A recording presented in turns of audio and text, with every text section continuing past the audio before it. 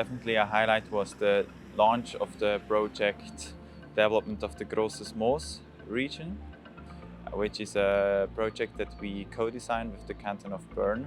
And the Grosses Moos region, it's an area near Bern, towards Biel in the Seeland, where a lot of highly intensive agriculture takes place.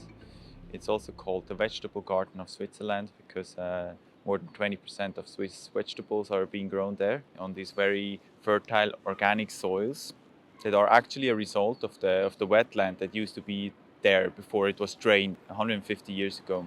So of course the area is very important for farming and for the farmers and for the farmers associations. But as I already mentioned that it used to be a wetland, we are also talking about biodiversity. And since the wetland has been converted to agricultural land, the biodiversity has gone down a lot, of course.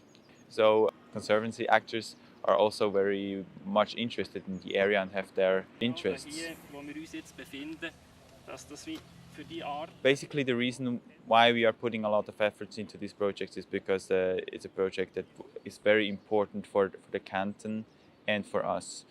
From a Wyss Academy perspective, it's really interesting because let's say it's a perfect example of a wicked problem, and we want to try to solve these wicked problems. And for the canton, I would say one of the greatest reasons is because they are also somehow between those two set of actors with their very different ideas. Nature conservation and agriculture are both part of one department at the canton, and they need to find a way for how to deal with this region. We have done 2 workshops so far, both of them in Inns. So we came to call it the Forum of Inns, and we had participants from environmental associations, local ones and national ones, and we had farmers associations, ourselves from Wyss Academy and the canton, also from the municipalities we have some people. We came up with a very elaborated approach to inviting the people to participate.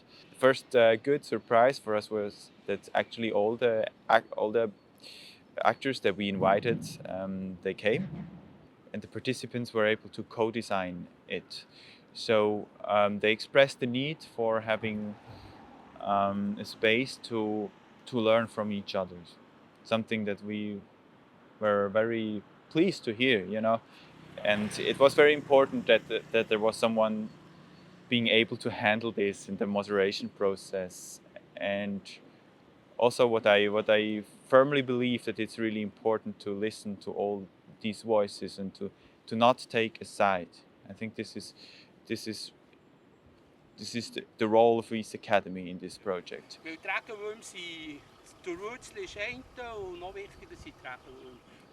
This for me was a really great experience actually during those workshops to also see how when the stakeholders were able to express their feelings also and their needs, and when they were heard also by the opposite side, but also by someone providing a safe space, already a lot of the dynamics shifted.